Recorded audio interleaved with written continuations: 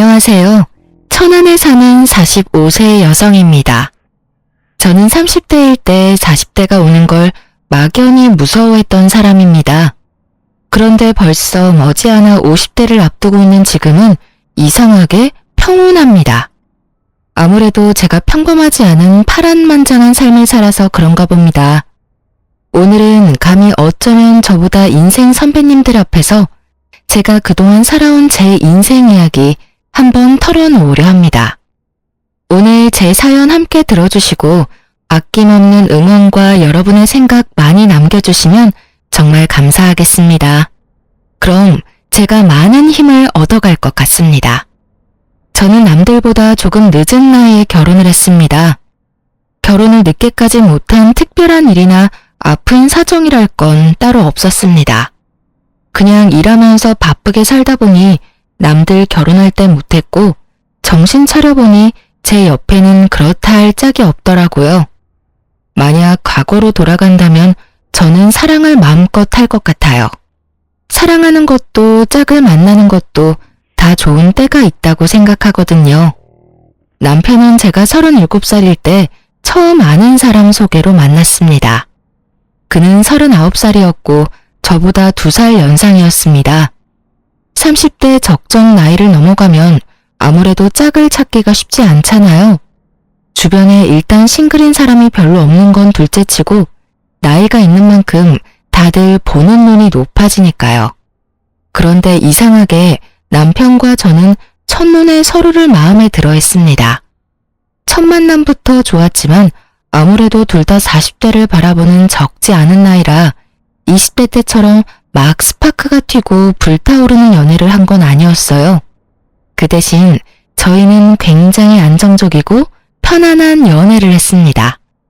연륜이 있으니 서로가 싫어하는 행동을 굳이 하지 않았고 서로를 무척이나 배려하면서 만났습니다.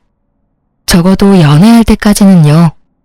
결혼도 연애처럼 그렇게 심플한 관계였으면 얼마나 좋았을까요? 저희는 그저 그런 스쳐 지나가는 가벼운 만남은 아니었지만 그렇다고 해서 처음부터 결혼할 마음으로 사귄 건 또 아니었어요. 그런데 몇 번 만나고 금방 이런 생각이 들기는 했습니다. 저 사람이랑 나 지금 이렇게 서로 잘 맞고 편한데 만약 결혼을 하게 된다면 어떨까 하는 생각이요. 저는 상대방이 부담스러워할까봐 따로 내색하지 않고 속으로 생각했어요. 그런데 신기하게도 그 사람 역시 그때 저와 같은 생각이 들었나 봐요. 조심스럽게 제게 말을 꺼내더라고요. 그러지 말고 우리 더 늦기 전에 결혼하는 게 어때? 지금이랑 달라질 건 크게 없을 거야. 우리 지금처럼 편안하고 안정적이게 만나자. 난 이렇게 따로 시간 내서 각자의 집에서 만나는 거 말고 우리만의 공간을 만들어서 언제나 함께이고 싶어. 싫어? 내키지 않아? 미안해요. 나 섣불리 대답 못하겠어. 당연히 나도 안정적인 게 좋아. 그런데 결혼은 아무래도 연애랑 다르게 당장 생각해야 할 게 많잖아. 아이 문제도 그렇고 조금 머리가 아프네. 아이? 분명 결혼하면 어른들은 아이 바라실 거야. 근데 난 아이 낳을 생각 전혀 없거든. 지금 급하게 가진다 해도 이미 노산이라서 나도 아이도 건강하리란 보장이 없으니까 무섭기도 하고. 에이, 그런 거라면 걱정하지 마. 아이는 안 낳아도 돼. 난 그저 더 나은 우리 둘의 삶을 위해서 결혼하고 싶은 거니까. 그게 우리랑 어른들 입장은 다르니까. 딩크에 대해서는 각자 알아서 문제를 처리해보자. 당신은 당신 부모님만 설득하면 돼. 난 우리 부모님한테 잘 얘기할 테니까. 그럼 이제 우리 결혼에 아무런 문제 없지? 그게 가능할까? 가능하게 해야지. 남편은 원래부터 자기는 아이를 별로 좋아하지 않았다며 결혼 후 딩크족으로 살겠다며 제게 약속을 했습니다. 저는 아이를 좋아했지만 현실적으로 저희 나이가 맘에 걸렸죠. 그리고 혹시나 각자 부모님께 설명한다 해도 어른들 입장은 다를 수 있으니 예비 시부모님 인사드리러 가는 자리에 잔뜩 긴장하고 말았어요. 그런데 남편은 본인이 내뱉은 말처럼 알아서 잘 해결해뒀더라고요. 수지 씨, 애를 안 낳고 싶다면서요? 네. 엄마, 수지 씨만 그런 게 아니라 나도 같은 생각인 거 아시죠? 그래, 알지. 아이고, 아이 근데 수지 씨 왜 이렇게 긴장했어요? 긴장 풀어도 돼요. 난 우리 아들 수지 씨 만나서 이렇게 결혼하는 것만으로도 너무 기뻐요. 요즘 세상에 애 안 가지면 뭐 어때요? 둘이 예쁘게 살면 되는 거지 뭐. 안 그래요, 여보? 우린 아들 평생 장가가는 모습 못 보고 죽는 줄 알았잖아요. 그래요. 수지 씨, 우린 며느리가 싫다는 일 강요할 생각 추워도 없어요. 물론 손주 있으면 좋기는 하겠다만 안 낳고 싶다면 그 의견도 존중해요. 결혼 같은 거 하고 싶지 않다던 내 아들이 단번에 결혼하고 싶은 사람이 생겼다 해서 나랑 우리 집사람이랑 많이 놀랐었어요. 이렇게 직접 보니까 아들이 잘 선택한 것 같네요. 앞으로 귀한 우리 아들 잘 부탁합니다. 네, 아버님, 어머님, 저도 잘 부탁드립니다. 수지씨, 내 말 맞지? 우리 엄마 아빠 열려있으신 분들이야. 꽉 막힌 옛날 사람들 아니라고. 그러니까 나 믿고 따라와줘. 네, 성범씨. 그렇게 저희는 양가 부모님의 축하를 받으며 결혼을 준비했습니다. 왜 애를 안 낳냐 하는 비난이나 우려는 없었어요. 그저 애가 대수냐, 너네 행복하면 됐다, 드디어 늦게라도 장가를 보낼 수 있어서 마음이 놓인다 등등 양가 어른들의 격려와 응원을 들으면서요. 남편과 저는 1살 더 먹기 전에 하루라도 더 젊은 날 결혼식을 하려고 발등에 불이라도 떨어진 듯 결혼 준비를 급하게 했습니다. 그래서 교제한 지 1년도 안 되어 결혼에 꼴이 나게 됐습니다. 만약 제가 젊은 나이였으면 다들 성급하게 준비하는 거 아니냐며 주변에서 말을 보탰겠지만 나이가 있는 만큼 주변에서도 축하만 했지 별말 없었어요. 저도 남자가 거기서 거기지 하며 큰 걱정은 없었고요. 하지만 늦을수록 더 신중해야 했다는 걸 뼈저리게 느끼고 후회했습니다. 저희 남편은 대기업 회사원이었는데 세금 떼고 월급이 500만 원 좀 넘었습니다. 제가 생활비를 얼마씩 달라고 얘기한 적 없는데 남편은 알아서 넉넉하게 꼬박꼬박 생활비를 잘 줬어요. 저는 원래 학원에서 아이들을 가르치는 선생이었는데 결혼 후 그만둬서 모아둔 돈 외에는 이렇다 할 수입이 없었거든요. 애도 안 낳으니까 시간도 남으니 맞벌이 하려고 했지만 시부모와 남편이 맞벌이를 강력하게 원하지 않았습니다. 아가, 여자는 내조만 잘하면 된다. 굳이 바깥일 안 해도 된단다. 여보, 나 못 믿어? 여보 하나쯤은 내가 먹여 살릴 수 있어. 이렇게 남편과 시부모는 결혼 후 제가 바깥일 하는 걸 원치 않았습니다. 그들은 제게 응당 여자는 집안 살림만 잘하면 된다고 말했죠. 그렇다 해서 저는 다시 일을 못하게 된다는 보통의 경력단절 두려움은 없었습니다. 얼마든지 아이들 가르치는 일은 다시 할 수 있으니까요. 남편은 제가 일 안 하는 대신 어느 정도 내조를 원했습니다. 그렇다고 남편이나 시부가 제게 엄청 유별나게 구는 것도 아니었어요. 그래서 저는 그냥 남들처럼 평범하게 집안일하고 밥하고 그렇게 살았습니다. 남편 성격은 그 정도면 다정한 편에 속했고 저희는 각자 서로 맡은 일들을 해내며 감정 상하는 일 없이 잘 지냈습니다. 그래서인지 다행히 결혼하고 근 3년간은 평화로웠네요. 처음엔 남편 말대로 연애 때와 크게 바뀐 것은 없었고 오히려 저희 사이는 결혼이라는 결속으로 저희 관계는 더욱 안정을 찾은 듯 했어요. 그런데 가끔 저에게 향하는 말은 아니었지만 평소 조금 거슬렸던 남편의 언행은 분명 있었습니다. 여보, 빨리 와서 TV 속 저 여자 좀 봐. 어디 여자가 말이야. 어른 말씀이면 하늘같이 알고 무서워해야지.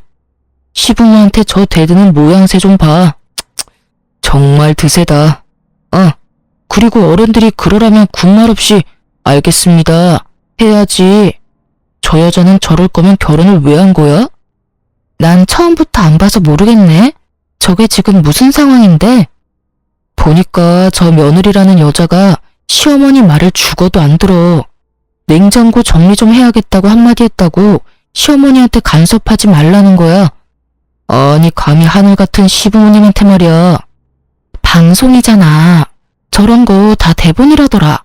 너무 열내지 마. 근데 나는 온다는 연락 없이 비밀번호 치고 매일 냉장고 검사하러 오는 시어머니 쪽도 좀 이해 안 가네. 뭐? 뭐야? 당신도 같은 상황이면 저럴 거야? 에이, 우리 어머님은 안 그러시잖아. 아니, 그러니까 만약에 말이야. 나는... 에이, 잘 모르겠어. 당신은 왜 TV 보다가 괜히 나한테 그래? 남편은 드라마 속 허구 상황은 물론 실제 고부 갈등이 나오는 방송을 보면 꼭 그렇게 심호편에 서서 차별적인 말들을 덧붙였어요. 그럴 때마다 저의 생각을 물어보는 남편에게 마냥 솔직하게 속내를 다 말할 수는 없겠더라고요. 괜히 남편이 감정이입해서 제게 싫은 소리 하는 것도 듣기 싫고 저도 굳이 그를 자극해서 긁어부스럼 만들기 싫었거든요. 그래서 저는 최대한 대화 주제를 다른 곳으로 돌리고 그런 일들이 당장 제 일 아니니까 얼버무렸었네요. 다 미래에 제 일이 될 줄은 모르고요. 그러면서 저는 점차 연애 때는 미처 몰랐던 남편의 꼰대 같은 마인드를 인식하게 됐습니다. 남편은 어쩌면 시부모보다 더 옛날 사람 같은 마인드를 가지고 있었어요. 어른들 말은 무조건 들어야 한다 생각하는 사람이었죠. 저도 어른 공경하는 건 좋아요. 하지만 남편은 소위 요즘 말로 꼰대 같았어요. 시부모 역시 앞서 잠깐 말씀드린 것처럼 여자는 내조하는 걸 중시했고 남자는 밖에서 돈만 벌면 된다는 옛날 사람들이긴 했어요. 그렇지만 저희 남편만큼은 심하진 않았어요. 하지만 그건 다 제가 착각하고 있었던 거였어요. 끝까지 겪어보니 결국 그 부모의 그 아들이더군요.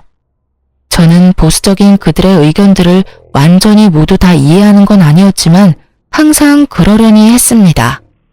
시가에서 제사를 크게 여러 번 지냈지만 거기에 대해 큰 불만도 없었습니다. 저 또한 제사 지내는 집안에서 자랐거든요. 그리고 시댁에 인사하러 가는 것들도 저는 크게 부담이 없었어요. 오히려 자주 인사드리러 갔기 때문에 시모랑 금방 친해졌고 그 흔한 고부 갈등 같은 것도 전혀 없었으니까요. 하지만 순응하던 제가 변하자 점점 저희 결혼 생활에도 조금씩 금이 가더군요. 제 내조에 아무런 불만 없던 남편과 시부모가 한 가지 사건으로 쥐 잡아먹듯 괴롭히며 저에게 달려들었거든요. 다름이 아니라 이미 저희는 3년 전에 아이를 낳지 않겠다 합의하고 결혼을 한 거잖아요. 그런데 갑자기 남편의 생각에 변화가 생겼는지 아님 시부모가 원하는 건지 뜬금없이 제게 아이를 낳자 하더군요. 여보, 우리 아무래도 애가 한 명 정도 있는 편이 좋지 않을까? 어? 아이? 갑자기 무슨 말이야 그게. 우리 결혼하기 전에 분명 아이 안 낳고 딩크족으로 살기로 했잖아. 그랬었나? 뭐 그랬어도 지금은 생각 바뀐 지 오래야. 나이 들어갈수록 왜 이렇게 애들이 귀여워 보이는지 모르겠어. 나도 이젠 조카 바보 말고 아들 바보, 딸 바보 하고 싶다. 여보, 우리 노력 좀 해보자. 엄마한테 보약 좀 지어달라 할까? 에이, 큰일 날 소리 하지 마. 애 낳기에는 이젠 너무 늦었지. 40 넘어서 그게 무슨 소리야? 정말 난 싫어. 뭐? 자기 혹시 애 혐오해? 아니, 혐오라니. 내가 혐오하면 조카들 예뻐하겠어? 그래, 다행이다. 혐오하는 거 아니지? 그래, 당연하지. 난 그냥 노산의 위험이 싫을 뿐이야. 괜찮아, 괜찮아. 그냥 한 명 낳자. 뭐? 지금 자꾸 뭐가 괜찮다는 거야? 아니, 당신이 낳고 싶다 해서 애가 바로 낳아지는 게 아니잖아. 게다가 내가 위험한 건데 당신이 뭐가 괜찮다는 거야? 아니, 당신 나랑 같이 부부로 살면서 이제 내 성격 잘 알 거 아니야? 설마 아직도 내 성격 모르겠어?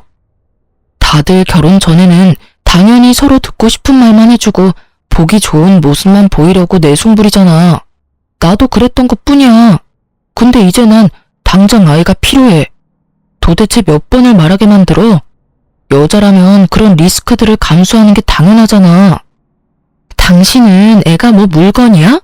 생명 이야기 하는데 뭘 그렇게 마트에서 물건 고르는 것 같은 뉘앙스로 말해. 당신 뭐 필요하다고 말하면 애가 바로 생기냐고. 그리고 진짜 말하는 거 너무 웃기잖아. 나보고 리스크를 감수하라고? 당신 만약 나 애 낳다가 죽기라도 하면 어쩔 건데. 나 지금 엄청 무서워. 난 분명히 노산 싫다고 말했었잖아. 나 이 결혼 당신만 믿고 한 건데 갑자기 나한테 임신을 강요하는 느낌이라 좀 당황스럽다. 내가 당신이랑 결혼한 이유는 말이야. 딱 한 가지야. 난 우리 엄마 아빠한테 나 닮은 손주 안겨드리고 싶어. 그거 아니었음 난 평생 혼자 살았을 거야.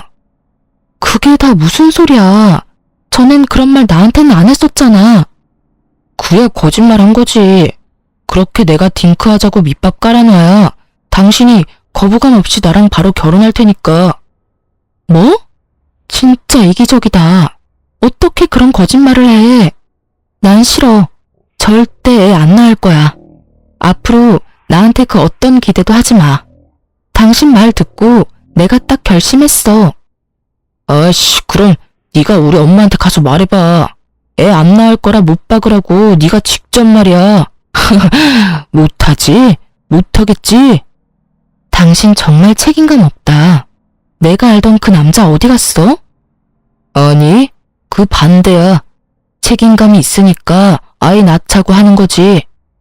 그 후로 저희는 아이 얘기만 나오면 서로 토시 하나 안 틀리고 매번 똑같은 레파토리로 말싸움을 하곤 했습니다. 저는 절대 못 낳는다였고 남편은 무조건 낳아야 한다였죠. 남편의 집요함이 통하지 않자 얼마 안 가 시부모까지 대놓고 임신 압박을 주더라고요. 너희는 아직까지 아무런 소식 없냐? 네? 빨리 낳고야 싶죠. 그런데 아빠, 이 사람이 영 협조를 안 해요. 엄마, 와이프가 노산이라 자꾸 애 낳기 싫대요. 얄밉게 남편은 시부모 앞에서 본인은 애 낳고 싶은데 와이프가 싫다고 해서 못 낳는 중이라고 쐐기를 박았습니다. 그러자 시부모의 모든 원망의 눈초리와 질타는 제게로 날아오더군요. 그게 아버님, 어머님. 어머, 얘, 너 결혼까지 했는데 그런 무책임한 말이 어딨니? 애는 낳아야지. 그리고 너 얼마 전에 어떤 50대 여자도 건강하게 임신해서 출산까지 한 거 아니? 그 사람 뉴스에도 나왔어. 그러니까 너도 너무 겁먹지 말고 자신감을 좀 가져라. 죄송합니다.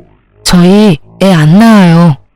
저는 분명 결혼 전에 양가 부모님께 말씀 충분히 드린 걸로 기억해요. 그때 어머님 아버님도 괜찮다고도 하셨잖아요. 그거는 당연히 그때 일이고 지금 나는 하나도 괜찮지가 않어. 에이그 고집하고는 요즘 안 그래도 20, 30대 저출산 때문에 아주 심각하다는데 애미 넌 이 나라를 생각하는 마음 같은 건 조금도 없니? 얼른 한 명 낳아서 애국해야 할 거 아니야? 시모에 이어 시부가 제게 애국심이 없다며 혀를 끌끌 찼습니다. 그 뒤로 시모는 TV 속 나오는 사연들처럼 말도 없이 수시로 저희 집을 들이닥쳤습니다. 청소를 똑바로 해라. 매일 새 반찬 미리 만들어놔라. 잔소리 폭탄을 하며 제게 스트레스를 줬어요. 그러다 하루는 온 가족이 또 저를 회유하려고 하더군요. 시모는 저 먹일 잔뜩 보약을 지어와서 이렇게 말했습니다. 아가, 일전에 너 애기 낳기 싫다는 말은 내 못 들은 걸로 하마. 자, 이거 여자 몸에 좋은 한약이다. 한의원 가서 제일 귀하고 비싼 것들로만 지어왔으니까 넌 그냥 삼시세끼 밥만 잘 챙겨 먹고 이 한약들 한 방울도 남김없이 야무지게 챙겨 먹어라. 한약이요? 그래, 임신 잘 되는 한약이야. 와, 당신 정말 결혼 잘했지? 이렇게까지 배려해주는 시부모님 세상 어디 없어. 시부모와 남편 중 단 한 명도 제 이야기를 들어주는 사람은 없었습니다. 벽에 대고 얘기하는 느낌이라 저는 입을 꾹 다물어 버렸어요. 그러자 시모는 안 되겠다며 제 손을 꼭 붙잡고 눈물 그렁그렁한 눈으로 애원했어요. 아마 강압적인 방법이 안 되니까 눈물 호소한 거였겠죠? 예, 너 무섭고 힘든 마음 왜 모르겠니? 충분히 안다. 그럼 일단 노산이 무서운 거면 산부인과 진료라도 받아보자꾸나. 애를 꼭 낳든 안 낳든 여자는 자궁이 건강해야 해. 응? 이게 다 너를 위해서야. 시모는 저를 볼 때마다 그렇게 끊임없이 설득과 강요를 했고 결국 끈질긴 시모 덕에 마음 약한 저는 시모가 예약한 산부인과 진료를 남편과 함께 받으러 갔습니다. 의사는 산모가 고령이기는 하지만 나이에 비해 건강하고 산전 검사 결과 임신이 아예 불가능한 게 아니라 하더군요. 그리고 오히려 저보다는 남편에게 경고를 했습니다. 남편분, 웬만하면 담배랑 술을 줄이세요. 그럼 저희 아직 임신하기 늦지 않았죠? 아이 가질 수 있는 거죠? 네, 다만 건강관리 잘하세요. 그때 의사가 하는 말에 저도 묘한 안도감이 들면서 잠깐 희망을 봤던 것 같아요. 또 시부모와 남편의 말을 들었을 때는 임신이라는 게 무섭게만 느껴졌는데 장소가 산부인과다 보니 엄마가 되고 싶다는 본능이 깨어나더라고요. 당신 이래도 또 노산 타령할래? 지금 안 나오면 우리 영영 애 못 가져. 좋아. 그 대신 딱 한 명만 낳는 거야? 정말? 절대 고집 안 꺾일 것 같더니 이렇게 쉽게 꺾였어. 고마워 여보. 저는 나름대로 큰 결심한 건데 그 순간에도 제게 꺾였다라는 과격한 표현을 쓰는 남편이 한편으로는 좀 못나 보이기도 했습니다. 그런데 사실 친정아빠도 그즘 손주 보고 싶다고 자주 말했었고 저도 티는 안 냈지만 신호가 난 시조카 크는 모습 보면서 마음이 혼란스럽긴 했어요. 시조카가 3살인데 너무너무 귀여웠거든요. 시조카도 그렇게 귀여운데 제 자식이면 도대체 어떤 감정이 들까 궁금했습니다. 잘 생각했다. 아가, 정말 잘 생각했어. 넌 아이 낳기만 해. 우리가 다 키워줄 테니. 그리고 네 남편이 너 모시고 살 거다. 그럼요. 제가 마누라 여왕님처럼 모시고 살아야죠. 하지만 그 평화도 잠시였네요. 제가 애를 낳는다는 결정에 양가 집안에서 더할 나위 없이 너무 좋아하셨죠. 물론 저희 친정엄마는 노산이라 제 건강 걱정을 많이 하셨고요. 시모는 저를 잘 보살피겠다며 저희 엄마를 안심시켜줬어요. 그리곤 제게 본격적으로 임신 준비를 해야 한다며 앞으로 손주 생길 때까지 최선을 다해 제 건강만 생각하라고 신신당부했습니다. 시댁 행사는 물론이고 제사 전부 오지 말라더군요. 스트레스 받으면 아이가 안 찾아온다고요. 속물인가 마음에 찔리긴 했지만 임신을 빌미로 시댁을 안 가도 되니 솔직히 너무 편하고 좋더라고요. 아가, 첫째도 건강, 둘째도 건강, 셋째도 건강. 몸도 마음도 건강해야 아기가 찾아온단다. 앞으로는 내 말만 들어. 그럼 애는 금방 생길 거다. 네, 어머님. 넌 참 복 받았어. 그치? 네, 어머님. 챙겨주셔서 감사합니다. 그럼.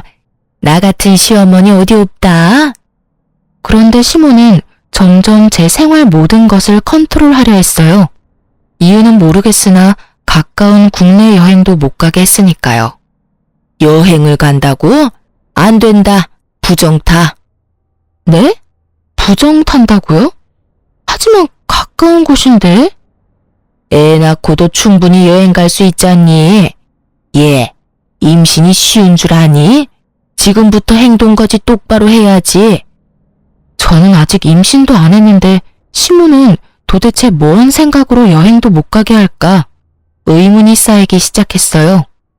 차라리 임신하려면 여행이 좋은 기회이겠다는 생각도 했었고요. 결국 남편 휴가 때 저희 부부 여행도 못 가게 하던 시모였어요. 그리고 먹을 것도 특별히 다 신경 써야 한다며 시모는 손수 음식을 만들어 와서 항상 우리 집 냉장고를 채워 놓았습니다. 정말 감사했는데 정말 한편으론 너무 부담스러웠습니다. 일단 제가 잘 먹어야 하는데 시모의 음식들은 제 입맛에 맞지 않았어요. 하지만 늘 뭘 얼마나 먹었는지 체크하는 시모 덕에 저는 신경이 곤두섰죠. 그리고 무엇보다도 제가 임신을 한 것도 아니고 이 모든 게 임신 준비하는 과정이었으니까 좀 유별나다 싶었습니다. 처음 몇 개월은 정신없이 지나가서 조바심이 안 났는데요. 임신 준비한 지 1년이 다 되어가도록 깜깜무소식이니 저는 점점 불안했어요. 꾸준히 남편과 숙제도 하는데 아기가 쉽게 안 찾아오더라고요. 지금 생각해보면 조상신이 도운 것 같아요. 이런 집안과 엮여서 제 배 아파 소중한 생명을 낳지 말라고요. 시모는 일주일에 적게는 한 번씩, 많게는 두세 번씩 전화가 왔어요. 처음엔 시모가 제 상태를 조심스럽게 물어봤었는데 시간이 지나자 퉁명스럽게 제게 쏘아붙였어요. 걱정하는 어투에서 짜증과 화로 바뀌어 갔습니다. 나중엔 친정 욕까지 하더군요. 시부모도 이제 인내심이 다 했는지 딱 1년 지나자 저를 원망하며 제 탓을 엄청나게 하기 시작했습니다. 얘, 아직이냐? 네, 어머님. 에휴, 나만 발벗고 나서서 노력하면 뭐해? 너네 최선을 다해 노력하고 있는 거 맞냐? 그럼요. 근데 왜 아직이냔 말이야. 운동은 꾸준히 하고 있고? 네. 보약은? 잘 먹고 있죠. 네 시아버지도 이제 포기했다. 혹시 너 건강에 무슨 문제 있는 거 아니냐? 안 그래도 산전검사 얼마 전에 했는데 다 정상이래요. 정말 해도 해도 너무한다. 내가 널 얼마나 지극정성으로 케어했니? 아마도 네가 아닌 다른 사람이었다면 말이야. 그 사람은 벌써 애 둘셋은 낳았을 거야. 죄송합니다. 너 정말 죄송하기는 하니? 너 임신하기 싫어했잖냐? 조굴은 사실 잘 됐다고 생각하고 있지? 에휴, 이렇게 해도 쉽게 못 낳는 딸내미를 결혼시킨 사돈은 무슨 배짱인 거야? 사돈도 정말 생각이 없나 봐. 아주 양심이 없어. 불쌍한 내 아들 어떡할 거냐? 어머님, 그건 말씀이 좀 지나치세요. 어머머, 너 눈 똑바로 안 뜰래? 참나, 우리가 해준 보약이랑 반찬들은 받아 먹을 때만 좋았지? 내가 그 정성을 다했는데 너한테 고작 이런 말도 못해? 아무리 그래도 친정 부모님 함부로 말씀하시는 건 아니죠, 어머님. 애초에 임신은 제 욕심이 아니라 어머님, 아버님 욕심에서부터 시작된 일이잖아요. 그리고 제가 보약 그만 지어달라 말해도 억지로 지어와서 먹이셨고 반찬도 알아서 해먹는다 해도 어머님이 고집 부리셨잖아요. 좋은 마음으로 저는 어머님이 하라는 대로 한 수밖에 없어요. 그러니까 더 이상 저희 친정 부모님 욕보이지 마세요. 꼴에 자존심 부리기는 큰 소리를 칠 입장이냐 네가? 아니 그냥 남들처럼 임신만 하면 끝나는 일인데 그게 어려워? 그리곤 시모는 기회를 많이 줬다며 자포자기한 목소리로 그러더군요. 에휴, 됐다. 애는 됐어. 더 이상 희망 고문 당하기 싫다. 아무래도 너라는 그릇이 잘못됐어. 임신은 글러먹은 것 같다. 아이고, 그동안 너한테 쏟아부은 내 시간과 정성, 돈 아까워라. 예, 요새 네 신우 고깃집 일손이 모자라. 이제 난 너 포기했으니 거기 가서 일이나 좀 도와라. 네? 무슨 말씀을 그렇게 심하게 하세요? 내가 심해? 네가 더 심하지. 너 솔직히 내가 많이 배려해줘서 그동안 제사도 혼자 쏙 빠지고 시집와서 네가 한 게 뭐가 있냐? 요즘 인건비가 금값이라는데 가족끼리 도와야 하지 않겠냐? 내가 너한테 쓴 돈이며 시간이 다 얼마야? 돈으로 환산해봐라. 그거 내 딸한테 다 갚아. 밥은 줄 테니 돈은 바라지 말고 무급으로 일해라. 네가 여태 누린 것들 말야. 눈에 보이지 않아도 다 빚이야. 빚이요? 웃어? 이게 정말 정신 못 차리네. 네, 웃기네요.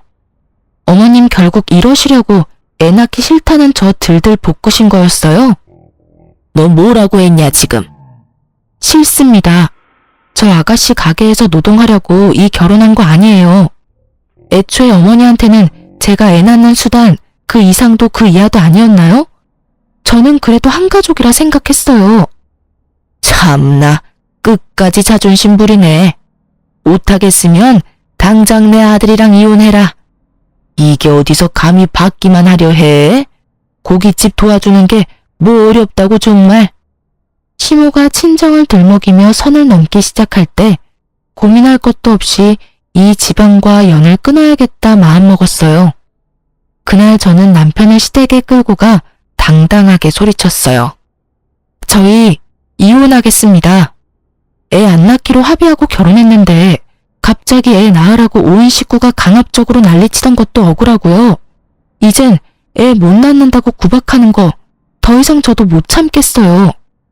너 지금 무슨 행패야? 어머님이 말이야. 나 임신 못하는 그릇이래. 그러니까 아가씨 부부 고깃집 가서 무급으로 일이나 도우라잖아.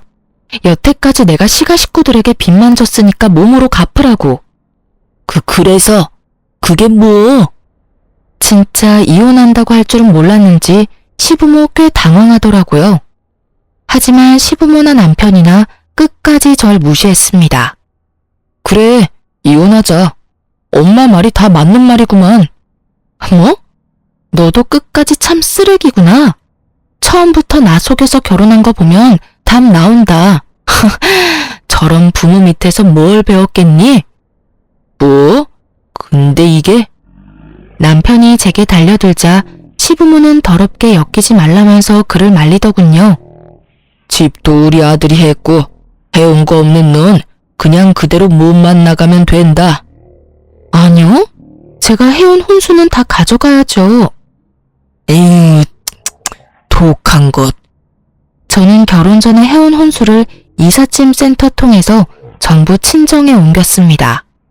친정 부모님한테는 내막을 자세하게 얘기는 못했지만 이혼한다고 말씀드리니 두 분 다 알겠다고만 했어요. 저는 남편과 시댁에 정이 떨어진 대로 떨어진 상태라서 최대한 빨리 이혼하고 싶었습니다. 그렇게 2달 만에 합의 이혼했고 아빠는 딸이 이혼녀가 된 것을 받아들이기 힘들어 보이셨어요. 엄마는 아무래도 제가 임신으로 시달렸던 것들을 대충은 아니까 저한테 이혼 잘했다고 하셨고요. 이혼 후 억압되었던 결혼 생활에서 벗어나서 저는 다시 일을 시작하고 바쁘게 지냈습니다. 그러던 어느 날 전 남편을 소개해줬던 지인에게서 연락이 왔어요. 그놈 재혼한 거 알아? 재혼했어? 내가 미안해. 그런 놈인 줄도 모르고 소개시켜줘서. 전 남편이 저랑 이혼한 지 1년도 안 돼서 재혼을 했다고 하더군요. 저는 지인에게 과거의 사람이고 괜찮다 했지만 지인은 정말 그런 쓰레기인 줄 몰랐다고 미안하다 사과했어요. 아니야, 난 괜찮아. 근데 이젠 그놈 내 인생에서 말끔히 아예 지우고 싶어. 근데 있잖아, 그게 다가 아니더라. 그놈 재혼 상대가 글쎄 막 출산한 미혼모라는 소문이 쫙 퍼지더라고. 재혼한 지 얼마 안 됐는데 갓난아기 데리고 다니는 걸 본 사람이 있나 봐. 그래서 알아보니까 그 미혼모가 내 대학 후배더라. 세상 참 좁지? 그리고 지금부터 내가 하는 말 잘 들어야 해. 너무 충격받지 말고. 들어보니 지인의 대학 후배인 여자는 어느 날 갑자기 배가 부른 상태로 나타났대요. 점점 배는 불러오는데 누구랑 결혼한다는 소식은 따로 없고 다들 아기 아빠가 누군지 궁금해했지만 알려주지 않았다네요. 그래서 미혼모구나 지레짐작하고 있었는데 아무 말 없던 후배가 갑자기 결혼한다며 지인들에게 청첩장 돌리며 자기 미혼모 아니라고 해명했다고 하더라고요. 남자친구랑 잠시 헤어졌다가 다시 붙었고 애는 혼자 키우려 했는데 같이 키우기로 했다고요. 네, 그 여자는 사실 제 남편의 상간녀였고 저희가 혼인 관계에 있을 때 남편의 아이를 가진 거였어요. 어쩐지 제가 이혼하자고 할 때 한 번도 붙잡지 않는 남편 보고 조금은 이상하다 생각은 했어요. 설마 여자가 있을 줄이야 생각도 못했네요. 저는 상간녀의 연락처를 얻어냈고 더 이상 바보처럼 당하고만 있지 않으리라 다짐했습니다. 여보세요? 네, 말씀하세요. 저 누군지 알겠어요? 저희 남편 전 부인 아니세요? 내 번호도 알고 있었나 봐요. 그럼요. 바람 맞죠? 맞으면요? 소송해야죠. 맘대로 하세요. 그깟 상간녀 위자료? 우리 어머님 아버님이 다 해결해 줄 거예요. 와, 어이가 없네. 너 인생 그딴 식으로 살다가 천벌 받아. 천벌? 누구한테? 난 지금 너무 행복하게 잘 지내는데? 그래, 벌 받기를 기도하고 기도할게. 호웃음 치는 상간녀와 더 이상 대화가 안 통하더라고요. 상간 소송을 제기하겠다고 내용 증명을 보냈더니 역시나 상간녀 대신 전 남편이 내용 증명 받는지 화를 내며 전화가 오더군요. 여보세요? 야, 너 지금 뭘 보낸 거냐? 보면 몰라? 상간녀 소송 걸었지. 참나, 이제 와서 무슨 상간녀야. 이 눈치 없는 여자야. 우린 벌써 서로 협의 이혼했고 이혼했으면 소송까지 못 가.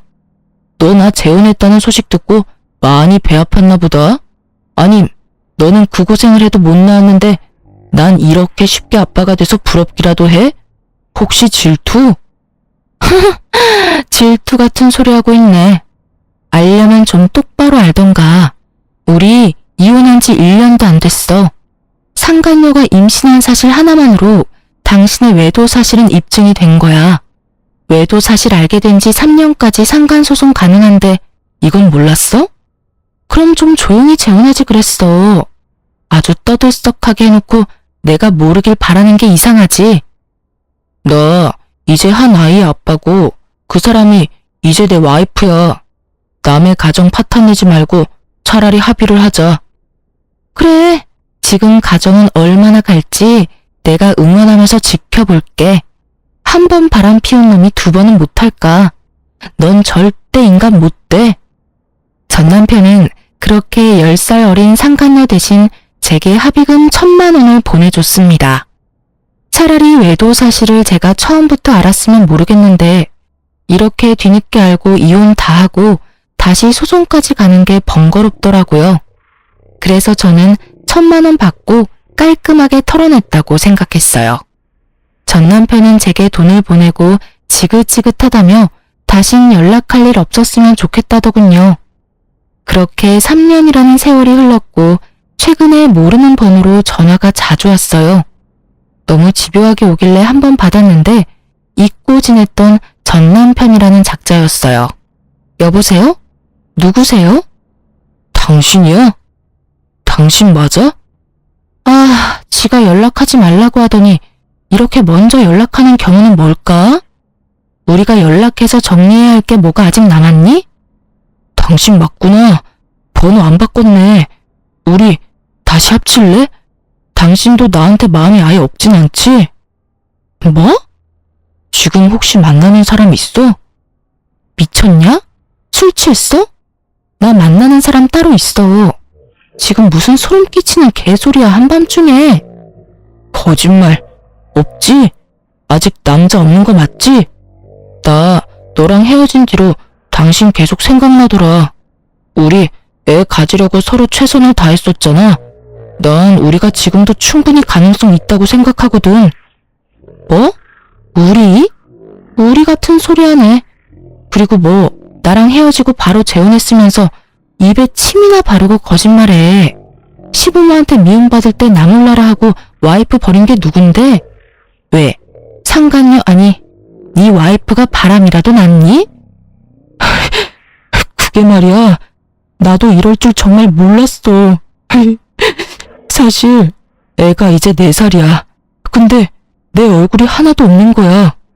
어릴 땐 애들 다 비슷하게 생겼으니까 그러려니 했어. 근데 클수록 내 얼굴이랑 더 달라지니까 부모님이 애 유전자 검사라도 해봐야 되는 거 아니냐고 그러길래 혹시나 싶어서 했는데 불일치로 나왔어. 그 애가 내 애가 아니었다고. 그 여자한테 나도 우리 부모님도 완전 속은 거야. 엄마가 그 사실 알고 미용실에서 바리깡 빌려와서 자고 있는 그 여자 머리 중간을 싹 다 밀어버리고 그 여자 쫓겨났어. 진짜 가지가지한다. 그러니까 여보, 우리 연애할 때 좋았잖아. 나 더 이상 여자들 못 믿겠어. 당신 같은 여자 아무리 찾아도 없더라. 우리 재결합하자, 응? 내가 지난날 용서 빌게. 엄마 아빠도 너 다시 오면 받아줄 거래. 전보다 더 잘해주실 거래. 속이 다 시원하다. 근데 뭐 이제 와서 다시 합치자고? 너 완전 미친 거 아니니? 아니, 너네 엄마 아빠도 제정신 아니시래? 끊어. 네 인생은 네가 알아서 살아. 제가 소리 지르자 전 남편은 끝까지 찌질한 면모를 보이더라고요. 그럼 내가 그때 상간녀 소송 합의금으로 준 1,000만 원 다시 도로 뱉어. 난 억울해. 결국 내 애도 아니었잖아. 개소리 작작해 인간아.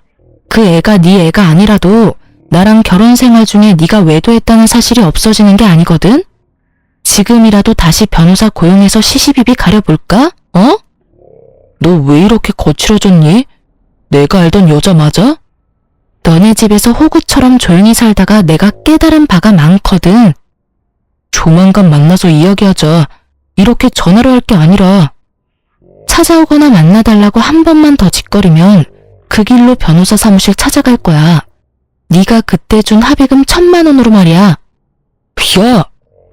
그렇게 저는 전화를 끊어버렸습니다.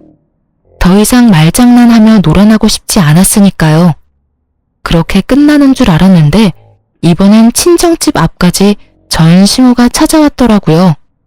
무릎 꿇고 인생 망한 자기 아들 한 번만 봐달라고요. 예, 살아보니까 너만한 참한 며느리감 없더라. 세상 참 무서워. 난 아가씨들이 다 아가 너처럼 착할 줄 알았지. 아가 그동안 많이 힘들고 서운했지? 나도 돈도 잃고 상처도 받고 많이 힘들었단다. 우리 지난날 아픔 상처 잊고 서로 보듬어 가면서 살자꾸나, 응? 글쎄 그 몹쓸 물건이 우리 돈까지 다 해먹고 갔단다. 아줌마, 무슨 일인지는 모르겠지만요. 더 이상 제 알 바 아니잖아요. 소름 끼치는 소리 그만하고 일어나세요. 저보고 몸만 가지고 나가라던 그분이 지금 왜 이러시는 걸까요? 그리고 제가 미쳤다고 그 지옥을 제 발로 걸어 들어가겠습니까? 아줌마가 저한테 와서 이러는 걸 보니까 뭐 아줌마 아들이 별 볼 일 없다는 건 드디어 비로소 알았나 보네요. 움찔거리던 전시무는 거짓 눈물을 흘리며 제 바짓가랑이를 잡고 늘어졌어요. 제발 아가, 우리한테 한 번만 기회를 주렴. 글쎄, 아무래도 그 여자애가 처음부터 돈을 목적으로 내 아들한테 접근한 것 같아. 뱃속 핏줄까지 속이면서까지 말이야. 당신 지금 우리 집 앞에서 뭐 하는 거야? 어머, 아이고 사돈, 오랜만입니다. 잘 지내셨어요? 잘 지냈냐고? 내가 당신이랑 당신 아들 때문에 잘 지냈을 리가 있겠어? 내 딸 눈에 피눈물 나게 한 것들 때문에 난 한동안 잠을 못 잤어. 오냐, 오늘 잘 찾아왔다. 너, 내가 전부터 주고 싶은 게 있었거든. 그때 그 광경을 목격한 저희 엄마는 너 잘 왔다면서 걸레반 구정물을 가져와 전 시모의 얼굴에 확 뿌렸답니다. 에이, 이게 뭡니까? 뭐긴 뭐야. 지금 당신이 흘리는 그 가짜 눈물만큼 더러운 구정물이지. 냄새가 지독할 거야. 혹시라도 불쾌한 인간들 찾아올까봐 내가 몇 날 며칠을 썩혀놨거든. 아니 사돈! 누구 보고 사돈이래? 경찰 부르기 전에 쏙 꺼져. 못된 여편네야. 그렇게 저는 친정엄마 덕에 시원한 복수를 마무리할 수 있었습니다. 그 후로 전 남편은 지인들 사이에서 나쁜 소문은 무성해지고 평판이 급속도로 나빠졌다 합니다. 또 모임이란 모임은 쪽팔려서 전부 관뒀다고 하더라고요. 정말 쥐죽은 듯이 살다가 상간녀의 진실을 알게 된 후 초스피드로 이혼했다네요. 그리고 아이 핏줄을 속인 것도 모자라 그 상간녀의 친정 부모가 알고 보니 전문 부동산 투자 사기꾼이었다네요. 지방에 있는 땅에 개발 소식이 들어온다며 투자하라며 권유해놓고 개발 가능성이 거의 없는 땅을 속여 팔아서 손해보게 만드는 수법이었죠. 전 시부모 그 전문 사기꾼들에게 홀려서 3천만 원씩 각자 투자했었다고 하더라고요. 땅을 1억도 안 되는 돈으로 살 수 있다고 꼬드기니 사돈이 설마 거짓말이라도 칠까 아니란 마음으로 종잣돈을 전부 투자했나 보더라고요. 솔직히 생돈 날린 시부모 한동안 시름시름 앓았다는 소식 듣고 꼴 좋다고 생각했습니다. 그놈의 손주 타령 그렇게 하더니 가짜 손주한테 그만 홀려서 상간녀 집안에 그동안 간이고 쓸개고 다 빼앗긴 거죠. 전 시부모와 전 남편 보면서 결국 제게 지은 죄가 있으면 다른 어떤 방식으로든 꼭 반드시 업보가 돌아온다 생각했습니다. 제게 상처 주고 저를 내쳤던 그들이 평화가 깨져서 너무 행복했어요. 하지만 그들의 불행을 너무 오랫동안 곱씹지는 않으려고요. 저도 건강한 마인드로 제 인생 잘 살아야죠. 그래서 이곳에 털어놓고 또 새로운 마음가짐으로 살아가려 합니다. 저는 아이들 가르치는 일 다시 하면서 안정 많이 되찾았고요. 현재 친정 부모님 집에서 같이 살고 있습니다. 하지만 이젠 상대방에게 맞춰가는 삶은 제게 어려울 것 같아요. 누군가를 다시 사랑하는 건 어렵더라도 그냥 저는 제 자신을 사랑하면서 제가 행복한 삶을 살려고요. 여러분도 여러분의 행복을 위해서 사셨으면 해요. 지금까지 긴 사연 안녕하세요. 전 서울 근교에 살고 있는 30대 여성입니다. 평소 열차를 애청하는 애청자인데요. 사연을 듣다 보니 진짜 다양한 사연들이 많더라고요. 각양각색의 사연들을 듣고 있는데 제 사연도 열차에서 소개되는 사연 못지않아 하소연도 할 겸 쓰게 되었어요. 조금 긴 이야기가 될 수 있겠지만 한번 들어봐 주실래요? 저와 남편은 대학교 때 처음 만났어요. 같이 아르바이트를 하다가 눈이 맞은 케이스인데 사귀다 보니 남편이 군대를 가게 됐고 어쩌다 보니 꽃신을 신게 되었어요. 꼭 기다려야지 했던 것은 아니었는데 기다리다 보니 전역을 하더라고요. 그렇게 얼떨결에 꽃신까지 신게 된 저는 정신 차려보니 식장이더라고요. 그렇게 전 28살에 남편과 결혼을 하게 되었어요. 양쪽 집 다 고만고만했고 결혼에 보탬을 주실 만한 여유는 없었기에 저희는 다가구 주택의 월세부터 시작했어요. 안 힘들었다면 거짓말이죠. 힘들었어요. 그 월세방 벗어나보고자 남편과 저 참 열심히 살았어요. 하지만 5년이 지나도 사정은 크게 나아지진 않더라고요. 그래도 한 단계는 올라가 전세를 얻어 살게 되었죠. 이제 집살 일만 남았다면서 저흰 서로를 보듬어주며 지냈어요. 이렇게 열심히 살다 보면 언젠가는 우리도 빚 볼 날이 오겠지 했어요. 사정이 어렵다 보니 아기 생각은 없었고 다행스럽게도 시댁에서도 크게 압박을 주진 않았어요. 남편은 3남매였는데 편의상 둘째 동생은 서방님, 셋째 동생을 도련님이라 할게요. 꽤 평화롭던 생활에 문제가 생기기 시작한 것은 서방님이 결혼을 하면서였어요. 동서는 꽤 이름 있는 회사에 다니고 있었는데 회사뿐 아니라 친정도 잘 살아서 저와는 하나부터 열까지 비교가 되기 시작했어요. 처음엔 가볍게 시작한 비교가 점차 편애와 차별로 이어지더군요. 대놓고 동서와 저를 차별하기 시작하는데 정말 속상하기도 하고 비참한 마음마저 들었어요. 다들 아시죠? 친정도 부유하고 돈도 잘 버는 며느리 떠받들고 사시는 시어머니. 그런 시어머니만 믿고 절 종처럼 함께 부려먹는 시어머니보다 더 얄미운 동서. 두 사람은 집안일이 쌓였으면 저부터 찾기 바빴어요. 저에게 모든 일을 하게 만들었고 그렇게 시댁종으로 전락해버렸어요. 저도 집에서 있는 사람 아니고 엄연히 회사 다니는 직장인인데 동서보다 좋지 않은 회사에 다닌다는 이유로 집안의 각종 행사는 제 차지가 되더군요. 그날은 동서가 시집 오고 처음으로 모시게 된 아버님의 제사였어요. 다른 건 이 변명 저 변명을 대며 저에게 다 맡겼어도 다른 것도 아니고 아버님 제사인데 이번만큼은 어머님도 제대로 시키시고 동서도 제대로 제 몫은 하겠지 하고 생각했어요. 이번만큼은 혼자 죽어라 일하지 않아도 되겠다고 하며 반차를 쓰고 어머님이 사오라고 했던 재료들을 사서 시댁으로 향했어요. 어머님, 저 왔어요. 사오라고 하신 거 다 사왔는데 이거 어떻게 할까요? 어떻게 하긴? 바로 손질하거라. 네? 바로요? 동서도 아직인 것 같은데 좀 쉬다가 동서 오면 시작하면 안 될까요? 기다리지 말고 그냥 해. 둘째네는 오늘 늦는다고 했어. 지방 어디 출장 가 있는데 일 끝내는 대로 올라온다고 하더구나. 어휴, 저녁 먹기 전까지는 와야 할 텐데 얼마나 힘들 거야. 정말 어이가 없더라고요. 있잖아요, 여러분.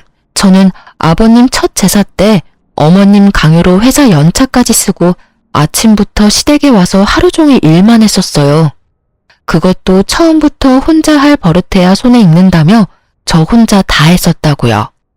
저한텐 그렇게 모질게 하셔놓고 동서에겐 그렇게 관대할 수가 없더군요. 동서 걱정에 시갯바늘만 바라보시는 어머님을 보고 있자니 그나마 피어오르던 전이가 상실하는 기분이 들었어요.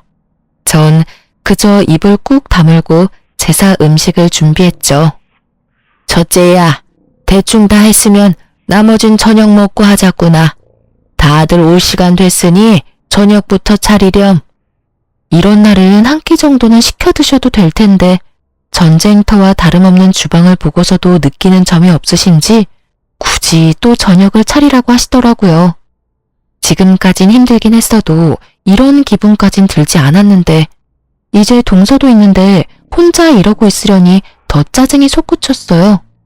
좋게 생각해보려 해도 자꾸만 끓어오르는 분노로 칼질이 거칠어지던 그때 남편과 도련님이 차례로 시댁에 들어오고 있었어요. 남편은 주방에서 고군분투하는 저를 쓱 보고선 수고했단 인사는커녕 눈인사도 하지 않고 방으로 들어가더군요. 그 얄미운 뒤통수를 보고 있는데 욕이 절로 입가에 머물더라고요. 평소에 그렇게 눈치 빠른 사람이 이럴 땐 왜 눈치라곤 없는 사람처럼 구는 건지. 남편의 행동에 한숨이 절로 나오는 그때 도련님이 옷을 갈아입고 옆에 왔더군요. 형수님, 저 뭐 할까요? 에이, 도련님, 또 그러신다. 괜찮아요. 다 했는걸요 뭐. 형수님이야말로 또 그러신다. 매번 할 일이 이렇게나 많은데 뭘 매번 괜찮대요. 일단 설거지 나온 것부터 할게요. 형수님은 음식을 맡아주세요. 전 아무리 해도 안 늘더라고요. 그러면서 말릴 새도 없이 설거지를 시작했고 그 모습을 본 어머님이 노발대발하시며 주방으로 오셨어요. 아들, 너 뭐해? 당장 나오지 못해? 보면 몰라. 설거지 하잖아. 금방 하니까 도와줄 거 아니면 나가주세요, 어머니. 네가 왜 설거지를 해? 여기 여자가 둘이나 있는데. 여자가 둘이나 있으면 뭐해? 엄마는 아무것도 안 하고 매번 형수님만 주방 붙박이잖아. 그나저나 작은 형수는 왜 아직 안 왔어? 둘째는 출장 가서 오고 있는 길이라고 하더라. 얼마나 힘들 거야? 그래서 엄마가 천천히 조심해서 오라고 했어. 잘했지? 참도 잘하셨네. 우리 형수님은 보나마나 반차 쓰고 오셔서 이러고 계실 텐데 작은 형수는 출장을 가셨어? 시집와서 처음 지내는 시아버지 제사에? 진짜 출장 가신 거면 어쩔 수 없지만 내 생각엔 아니라고 본다. 언제부터 제사라고 엄마가 노래를 불렀는데 하필 오늘 출장이라니. 엄마는 그걸 믿는 거야? 아니면 작은 형수라서 눈 감고 넘어가 주는 거야? 넘어가긴 뭘 넘어가? 출장 갔다고 하면 출장 간 거지. 넌 왜 사람 말을 못 믿니? 그 큰 회사에서 갑자기 출장 가는 일도 있고 그런 거지. 그 큰 회사라면 더욱 일정이란 걸 중시할 거니까 하는 말이야, 엄마. 아유, 됐으니까 뭐라도 도우실 거 아니면 나가주세요, 제발. 빨리 끝내고 밥 좀 먹자. 아들 배고프다고. 어머님은 도련님의 말에 할 말이 없으신지 구시렁구시렁 하시다 안방으로 들어가시더라고요. 정말 그야말로 도련님이 가려운 등을 벅벅 긁어주는 기분이었어요. 그렇게 전 입가에 미소를 지으며 저녁을 차렸고 도련님은 마지막까지 절 도왔어요. 어쩜 그리도 타이밍을 잘 맞추는 것인지 저녁을 다 차리고 나니 동서와 서방님이 들어오더군요. 엄청 바쁘다면서 쇼핑은 언제 한 것인지 어머님께 드릴 선물을 하나를 안고서 들어오는데 어머님의 얼굴엔 한박 웃음이 걸리었고 전 동서의 아첨에 고개가 절로 내저어졌습니다. 어머님, 저희 왔어요. 어머, 딱 맞춰서 왔구나. 지금 딱 밥상 차렸는데 얼른 손 씻고 와서 밥 먹으렴. 시장하지? 조금요. 아, 어머님, 이거 받으세요. 이거 어머님 선물이에요. 어머나, 이게 다 뭐니? 그냥 와도 되는데 매번 이렇게 뭘 가지고 와? 어머님, 그래도 시댁 오는데 어떻게 빈손으로 와요? 어떻게 빈손으로 오기는 그냥 오면 되는 거지. 매번 빈손으로 오는 애도 있는데 뭘. 역시나 어머님의 입에선 동서를 향한 칭찬과 함께 저를 향한 비아냥도 나오더군요. 저는 귀가 없는 사람처럼 두 사람의 대화를 무시한 채 식탁에 앉았고 저의 양쪽엔 남편과 도련님이 앉았어요. 두 사람만의 세상에서 나온 어머님과 동서도 주방으로 들어왔고 정말 말 그대로 잘 차려진 밥상에 앉은 동서는 왜인지 젓가락이 허공에 떠돌고 있더군요. 새아가, 왜 그러니? 입맛에 맞는 게 없어? 네? 그게 점심때 과하게 먹었더니 좀 가벼운 게 먹고 싶어서요. 혹시 샐러드 같은 건 없을까요? 샐러드? 아유, 없으면 만들면 되지. 첫째야, 얼른 샐러드 좀 해서 오거라. 제사 지내는 날 샐러드를 찾는 게 제정신 박힌 사람이 할 수 있는 짓인가요? 아니, 찾을 수도 있다고 쳐도 샐러드가 무슨 나와라 뚝딱 하면 나오는 것도 아니고 재료도 소스도 없는데 어떻게 뚝딱 만들어내나요? 거기에다 왜 제가 동서가 먹고 싶은 샐러드까지 만들어 와야 하는 건지 도저히 이대로는 안 되겠다는 생각을 한마디 하려는 찰나 저보다 더 기가 찬다는 듯 도련님이 나서 입을 뗐습니다. 아니, 내가 웬만하면 참으려고 했는데 이게 무슨 경우예요? 작은 형수는 손이 없어요? 아님 예의가 없는 건가? 자신에게 향하는 노골적인 비난의 화살에 동서는 버럭버럭하며 대항하더군요. 도련님, 말씀이 너무 심하신 거 아니에요? 그리고 전 그저 샐러드는 없냐고 물었을 뿐이에요. 그게 경우 예의까지 찾을 일인가요? 정말 몰라서 물으세요.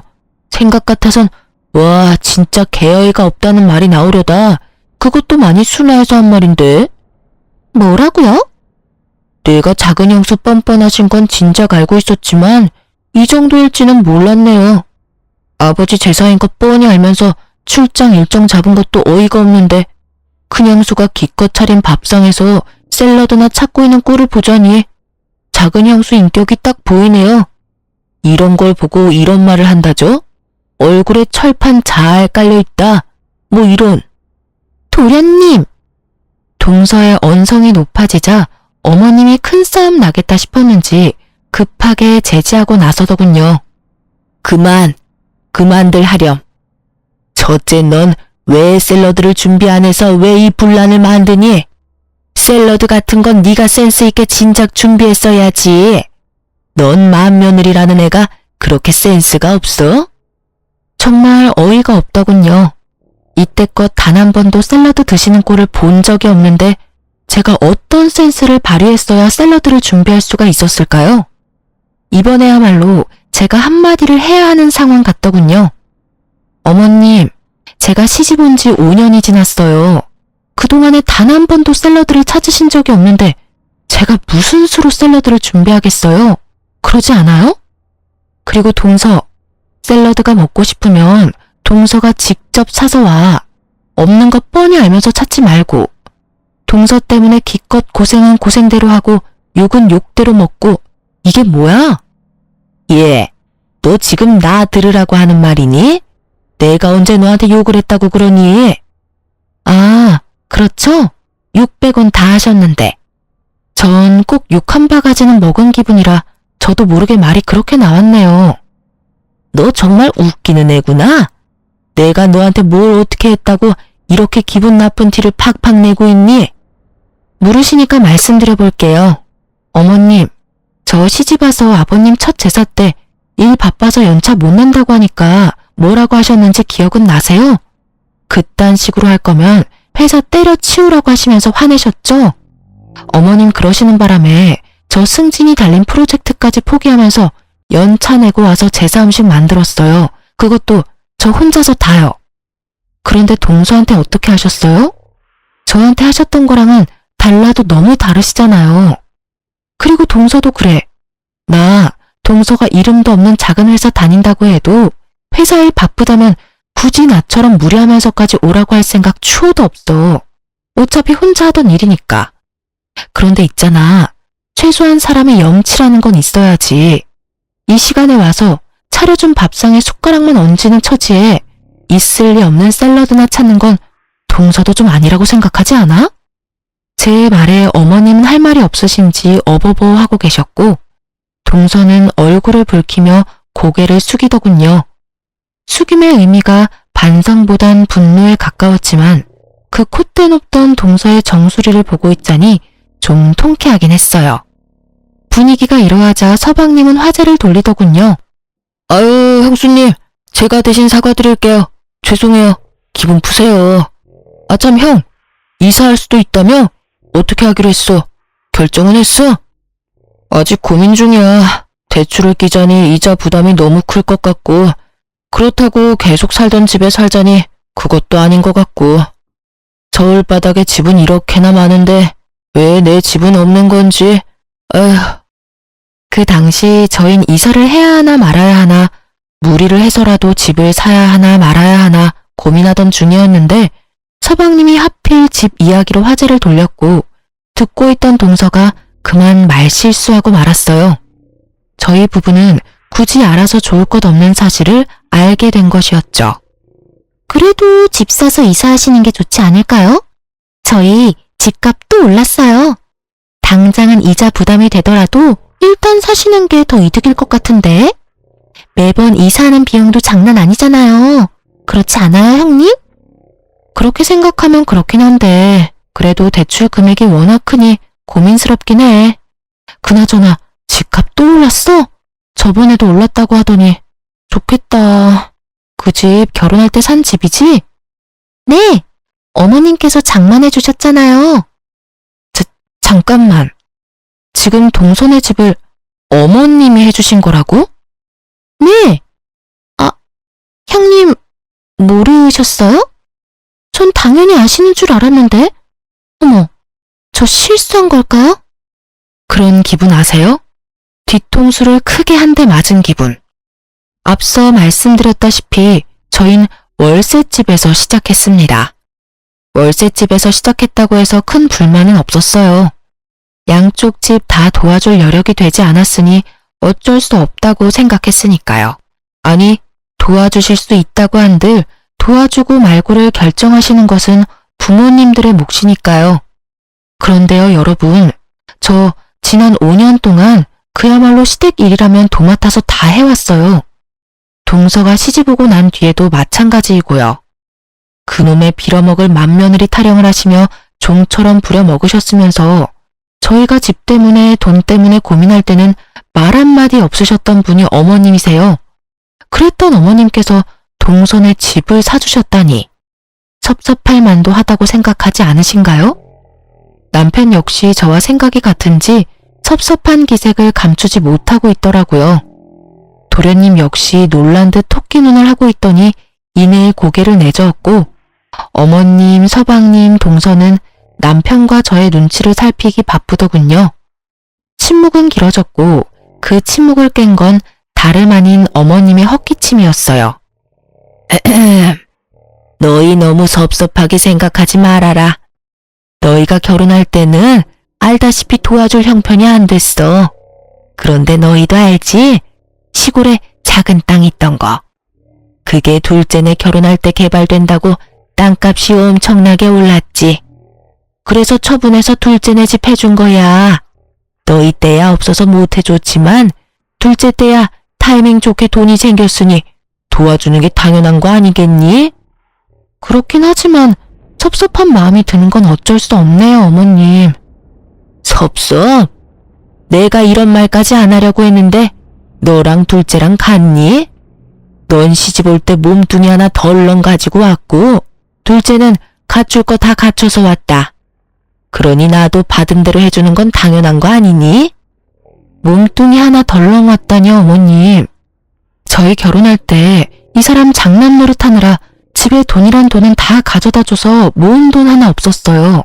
그래서 저희 처음 시작할 때 전부 제가 모은 돈으로 시작했다고요. 그래서 지금 그 코딱지만한 돈으로 생색이라도 내려는 게야? 생색이 아니라 사실을 말씀드리는 거예요. 어머님이 매번 저한테 몸뚱이만 가지고 시집 왔다고 하시니까요. 언제 또 내가 매번 그랬다고 그러니? 오늘은 네가 섭섭하다 그러니까 나도 상황을 설명하다 보니까 그랬던 거지. 아니, 그리고 내가 내 돈으로 내가 썼다는데 그걸 너한테 일일이 설명해야 하니? 너 혹시 내 재산 탐내는 거니? 설마 그런 거야?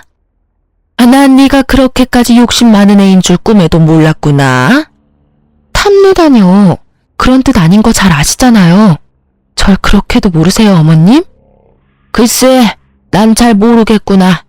어쨌든 이 이야기는 더는 꺼내지 말거라. 내가 때가 되면 어련히 너희 목도 줄 터이니 기다려. 알겠어?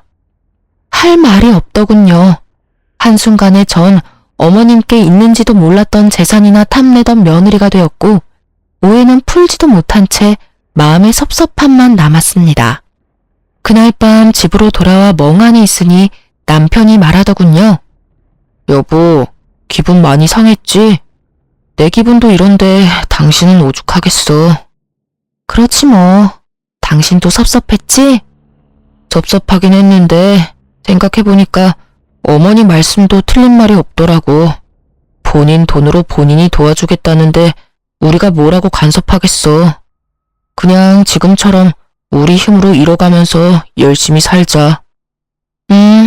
도움받을 거라 생각도 안 하고 살았다는 걸 뭐. 우리 진짜 열심히 살자. 그렇게 저흰 다시 한번 서로를 보듬어 주었습니다. 하지만 그런 저희를 무너뜨리는 일이 벌어지고야 말았어요. 저희가 바로 전세 사기를 당하고 만 것이었어요. 깡통 전세. 뉴스에서만 보던 깡통 전셋집이 바로 우리 집이더군요. 여러 채의 집을 묶어 대출받았던 터라 저희는 대출 초과라는 것을 알 수가 없었고 중개사분만 믿고 계약을 해버렸던 것입니다. 경매가 진행된다고 한들 저희 순서까지 남는 돈은 거의 없었고 경매가 진행되는 데까지도 시간이 오래 걸린다고 하더군요. 그야말로 저흰 오갈 데 없는 처지가 되어버린 거죠. 상황이 그렇게 되니 남편이 어머님께 도움을 청해봤지만 어머님의 반응은 참 차가웠어요. 어머니, 그래, 아들. 무슨 일이야? 목소리가 왜 이렇게 안 좋니? 무슨 일이 있어? 그게 저희 전세 사기 당했어요. 그 돈 저희 전 재산인데 집주인이 집 여러 채를 묶어서 담보대출을 했었나 보더라고요. 금액도 많고 저희 순위가 워낙 뒷순이라서 건물을 정리해도 저희까지 올 돈이 거의 없을 거라고 하네요. 뭐? 전세 사기? 그러게 잘 알아봤어야지. 그래서 어떡하니? 지낼 데는 있어? 그래서 말인데 한동안만 신세 좀 지면 안 될까요? 저희가 열심히 벌어서 보증금만 마련되는 대로 다시 나갈게요. 부탁 좀 드려요, 어머니. 우리 집에? 아유, 난 싫다, 아들. 아무리 자식이라고 해도 불편해. 그러지 말고 있는 돈으로 원룸이라도 구해봐. 그 정도 돈은 있지 않니? 아마 그 편이 나을 거다. 첫째도 나랑 살려면 얼마나 불편하겠어? 아무리 그래도 시댁인데. 그러니 원룸이라도 알아보려무나. 알겠지? 그럼 그런 줄 알고 끊는다. 여차하면 저도 거들려고 스피커폰으로 통화를 하고 있었는데 제가 거들 틈 따윈 없더군요. 어머님의 반응에 전 어이가 없는 나머지 웃음이 났고 남편의 반응도 저와 별반 다르진 않았어요. 남편이 좋은 자식도 아닌데 정말 해도 너무 하신다는 생각밖에 들지 않았어요. 깊은 한숨을 내쉬던 저는 동서에게 전화를 걸어 사정을 설명했고 그 어떤 부탁을 하기도 전 동서는 딱 잘라 여윳돈이 없다고 하며 전화를 끊더군요. 저흰 하는 수 없이 친정의 신세를 지게 되었죠. 좁은 집에 사위와 함께하는 생활이 불편하실 텐데 생각도 하지 않으시고 오라고 하시더라고요. 그렇게 저흰 친정에서 지내게 되었고 엄마는 저희만 불편하지만 않다면 편하게 지내라고 해주셨죠. 이후 저희는 아주 잘 지냈어요. 남편은 엄마를 친엄마처럼 잘 따랐고 저희 엄마 역시 남편에게 잘 대해주었어요. 그렇지 않아도 아빠가 돌아가신 지 얼마 되지 않아 적적하던 터에 저희가 와주어서 엄마는 너무 좋다는 말을 자주 해주셨어요. 지금 생각해보면 아마 저희가 혹시라도 눈치를 볼까봐 그런 말을 자주 해주셨던 것 같아요. 그렇게 친정에서 지낸 지 일주일이나 지났을까요? 도련님이 우리 회사로 찾아왔더군요. 그러면서 저에게 통장과 도장을 내밀며 말했어요. 형수님, 이거 진짜 얼마 안 되는데 집 구하실 때 보태 쓰세요. 도련님이 내민 통장에는 1,000만 원이 넘는 돈이 들어있더군요. 직장을 구한 지 얼마 되지 않은 도련님이 아끼고 아껴 모은 전 재산이었습니다. 도련님의 마음이 너무나 고마워 눈물이 나더군요. 전 도련님께 마음만 받겠다며 혹시나 필요한 일이 생기면 그때 다시 달라고 했고 도련님은 알겠다며 통장을 다시 넣으시곤 마지막까지 꼭 연락 달라고 하더군요. 참 따뜻했어요. 도련님의 마음이요. 그 따뜻함에 힘을 얻어 저희 부부는 참 열심히 살았어요. 언제까지 엄마에게 생활비도 드리지 못한 채 신세를 질 순 없으니까요. 친정에서 신세를 지는 동안 저희는 얼마 되진 않지만 전세금을 넘겨받았어요. 다행히 확정일자와 전입신고는 되어 있어 경매 절차로 큰 피해는 겨우 막았거든요. 그 돈의 절반은 엄마에게 드렸어요. 그간 드리지 못한 생활비였죠. 하지만 엄마는 한사코 거부하시며 생활에 보태 쓰라고 하시더군요. 엄마에겐 죄송했지만 그 돈은 넣어두기로 했습니다. 훗날 우리가 잘 된다면 엄마에게 더 잘해드리자고 남편과 다짐 또 다짐하면서요. 그렇게 시간은 흘렀고 마음만큼이나 추웠던 겨울이 지나고 날이 무더워지던 어느 날이었어요. 초저녁 집에 모여 식사를 하고 있는데 엄마에게 전화가 오더군요. 전화를 받는 엄마의 얼굴은 어두웠고요. 엄마, 무슨 전화길래 얼굴이 그렇게 어두워? 아, 그게 엄마야. 그러니까 네 외할머니. 어? 외할머니? 나 외할머니 돌아가신 거 아니었어? 그게 살아계셔. 할아버지가 돌아가셨다네. 어? 할아버지도 살아계셨어? 이게 다 무슨 말이야? 나한텐 나 태어나기도 전에 돌아가셨다고 했잖아. 전 혼란스러웠고 엄마 역시 저와 비슷한 표정으로 이야기를 들려주셨어요. 그게 엄마랑 아빠랑 연애할 때 네 할아버지 할머니가 반대를 심하게 하셨어. 결혼은 절대 안 된다고 말이야. 그런데 엄마가 아빠를 너무 사랑해서 집을 나와서 결혼을 했어. 그런 엄마가 너무 괘씸하셨는지 아예 연락을 끊으셔서 이때껏 연락도 하지 않고 살았었어. 요 며칠 꿈자리가 좋지 않더니 혹시나 했더니 할머니 말씀이 할아버지가 돌아가셨다고 하구나.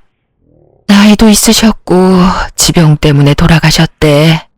그런데 돌아가시면서 엄마하고 왕래하고 지내라는 유언이랑 엄마 앞으로 유산을 조금 남기셨다네. 그렇습니다. 알고 보니 엄마는 부유한 집안의 고명딸이었던 것이었어요.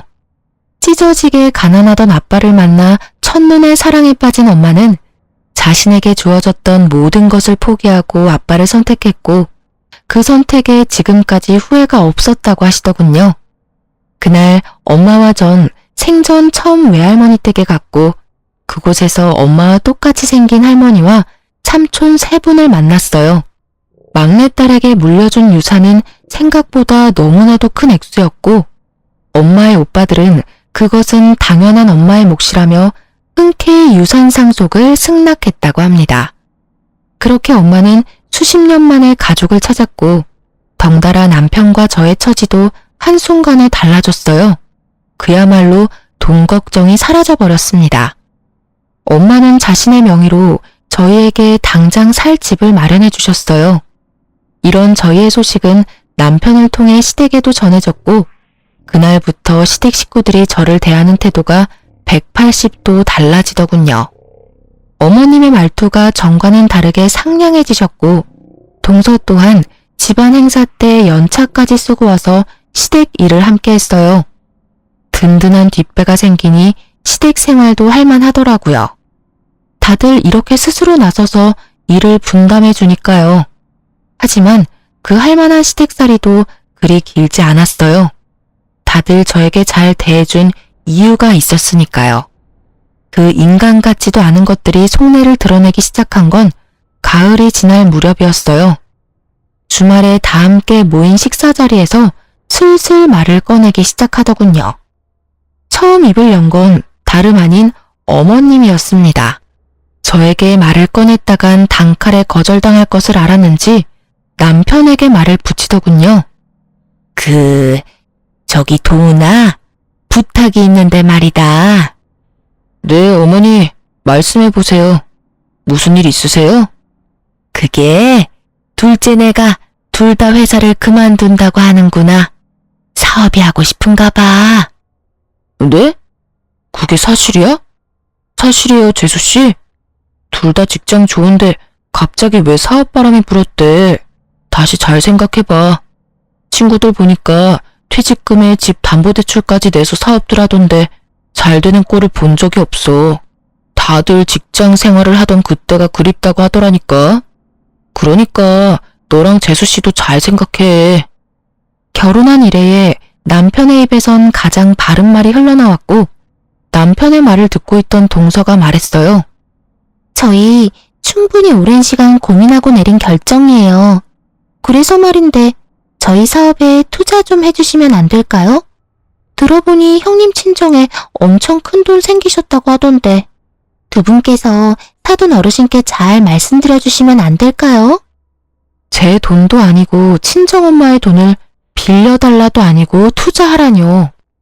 이건 그냥 내놓으라는 말이 아닌가요?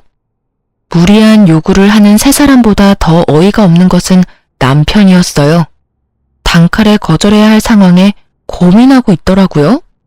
괜히 제가 나섰다간 가족 간의 마음만 상할까 싶어 지켜만 보려고 했는데 남편 하는 꼴을 보니 이대로 뒀다간 없는 돈으로 사업 자금을 대준다고 덜컥 약속이라도 할 것 같아 입을 뗐어요. 아니 동서, 지금 그 말이 말이 된다고 생각하고 말하는 거야? 애초에 말이 되지 않잖아. 우리 엄마 돈으로 왜 동선의 사업에 투자를 해야 해? 동선의 친정 잘 살잖아. 그렇게 사업이 하고 싶으면 동선의 친정에 가서 말해. 사돈한테까지 손 벌리지 말고. 그게 저희 친정에선 시집간 딸한텐 투자는 해주지 않으신다고 해서요. 동서 친정에서도 안 한 투자를 우리 친정에선 할 거라고 생각했어? 투자할 생각 없으니까 다신 이 이야기 꺼내지도 마. 그 뒤로도 여러 이야기가 나왔지만 전 다 무시한 채 밥만 먹고 집으로 돌아왔습니다. 세 사람과 입씨름을 한 터라 고단했는데 남편까지 절 들들 볶더라고요. 우리가 매몰차게 외면당했던 것은 기억도 나지 않는지 한 번만 도와주자고 저를 설득하다 자기 맘대로 되지 않자 화까지 내곤 방으로 들어가 버리더군요. 그러든가 말든가 전 신경을 쓰지 않으려고 했는데 며칠 뒤 도련님에게 연락이 와 하는 말은 도저히 제가 신경을 끌 수 없는 상황이었습니다. 전 이 빌어먹을 집안과 끝내야 하겠다는 결심을 하게 되었어요. 형수님, 조심하셔야 해요. 엄마, 형, 작은 형수까지 지금 제정신이 아니에요. 말도 안 되는 계획을 세우고 있는데 도저히 이건 아니다 싶어서 전화했어요. 도련님의 기뜸이 있어서였을까요? 이후에 일어나는 모든 일이 놀랍지도 않더라고요. 도련님에게 모든 사실을 듣고 난 후 어머님은 집을 팔아 저희 집으로 짐을 싸서 들어오셨어요. 그 집을 팔아 서방님의 사업 자금을 대주셨다고 하더라고요. 예상했던 일이었어요. 예상보다 빠르게 움직이시긴 했지만요. 남편과 어머님은 합심해 저를 압박하기 시작했고 전 아무것도 모르는 척 그 장단에 맞춰주었죠. 저의 연기에 어머님은 콧방귀가 절로 나오는 말을 하더군요. 그래서 제가 뭘 어떻게 해드리면 되는데요. 저 요즘 두 사람 때문에 너무 힘들어요. 저 좀 그만 괴롭히고 원하시는 걸 말씀해 보세요, 어머님. 아가, 그게 나 신축 아파트에서 살아보는 게 소원이야, 신축. 나 아파트 좀 장만해주면 안 되겠니? 아파트요? 그것도 신축이요? 일단 생각 좀 해볼 테니 적당한 매물이 있나 한번 알아보세요. 그날부터 어머님은 신나서 집을 알아보러 다니시더군요. 얼마나 부지런하게 다니시는지 그 덕분에 제 이혼과 복수는 수월하게 착착 진행되었죠. 디데이가 얼마 남지 않은 날, 한껏 상기된 얼굴로 어머님이 집으로 돌아오시더군요. 어머님의 손엔 10억이 넘는 아파트 계약서가 들려 있었어요. 어머님, 이게 뭐예요? 매매 계약서? 10억이 넘는데요? 뭐긴 뭐야. 네가 사준다고 했던 신축 아파트 계약서지. 오늘 계약했어. 마침 이 근처에 마음에 딱 드는 집이 있지 뭐니? 중개사 말이 그런 매물은 빨리 계약해야 한다고 해서 그냥 계약해버렸어. 잔금은 2달 뒤에 주면 되니까 천천히 준비해 주렴. 알겠지? 어머님은 알아서 무덤을 파고 계셨고 전 다음 타자를 기다렸어요. 도련님에게 전해 들은 바론 여기서 끝이 아니었으니까요. 기다리고 기다리던 동서에게서 전화가 오던 날, 전 크게 한번 웃고 동서의 전화를 받았습니다. 여보세요? 동서, 무슨 일이야? 형님, 소식 들었어요. 어머님 집 해주시기로 하셨다면서요? 역시 우리 형님 통도 크셔. 그래서 말인데요. 저희도 좀 도와주시면 안 될까요? 어머님께서 투자해주셔서 시작하긴 했는데 생각보다 반응이 좋아서 좀 확장하려고 하거든요. 그만큼 좋은 아이템이에요. 그래? 그래서 언제까지 얼마나 필요한 건데? 2억이요. 어머님 집값에 비하면 아무것도 아니죠? 빠르면 빠를수록 좋으니까 마련되는 대로 보내주세요, 형님. 이쯤 되니 시댁 식구들은 절 돈 나오는 자판기쯤으로 알고 있는 것이 분명하더군요. 동서는 당연히 제가 도와줄 것이라고 생각했는지 저는 1원도 입금하지 않았는데 사업을 무리해서 키우기 시작하더라고요. 도대체 저의 복수를 얼마나 더 도와주려고 하는 것인지. 그쯤 되니 기특한 마음마저 들었어요. 드디어 결판의 날이 다가왔어요. 전 남편에게 어머님과 함께 계약한 집을 좀 둘러보고 밥이라도 먹고 오라며 집에서 내보냈어요. 마지막 만찬을 즐길 기회를 준 것이었죠. 두 사람은 아무런 의심도 하지 못한 채 집을 나섰고 전 예약해놨던 이삿짐 센터 직원들을 불러 짐을 싹 빼버렸습니다. 그래요. 전 엄마가 마련해준 집을 처분했고 그날은 그 집에서 그 뻔뻔한 인간들을 쫓아내고 제가 이혼을 통보하는 날이기도 했죠. 텅텅 빈 집에서 기다리고 있으니 입이 귀에 걸린 어머님과 남편이 들어오더군요. 두 사람은 저의 예상대로 텅 빈 집을 보고선 토끼 눈이 되었어요. 집이 왜 이래? 아, 가구 가전 다 바꾸려고? 아닌데? 우리 이사 들어올 때 전부 새로 산 거였잖아. 집이 왜 이렇긴 팔아서 그렇지. 이 집 팔았어. 내일이면 다른 사람 이사 들어올 거야. 뭐? 그런 중요한 일을 왜 나랑 상의 한마디도 없이 결정한 거야? 아니, 다 됐고, 그럼 우린 어디서 살아? 이사 갈 집은 어딘데? 애초에 우리 엄마 집이니까 너랑 상의할 필요가 없었지. 여기서 나가면 너는 너대로 나는 나대로 살 거라서 이사 갈 집 따윈 없어. 아까부터 도대체 무슨 말을 하는 거야? 너는 너대로 나는 나대로 산다니. 나랑 이혼이라도 하겠다는 말이야? 나 당신이랑 이혼할 거야. 제가 이혼을 논하며 이혼 서류를 남편에게 건네자 남편은 충격이 큰지 입을 다물었고 어머님이 노발대발하며 따지고 드시더군요. 너 진짜 정신이 어떻게 된 거 아니니? 아까까진 아무 말도 없다가 갑자기 이혼은 무슨 이혼이야? 이혼은 무슨 이혼이긴요. 그냥 이혼이죠. 제가 웬만하면 어머님이나 어머님 아들이나 데리고 살아보려고 했는데 머릿속에 든 게 웬만하지 않더라고요. 그래서 어쩌겠어요? 이혼해야죠. 예, 너 아까부터 도대체 무슨 말을 하는 거야? 우리 머릿속에 뭐가 들었다고 그러는 거야?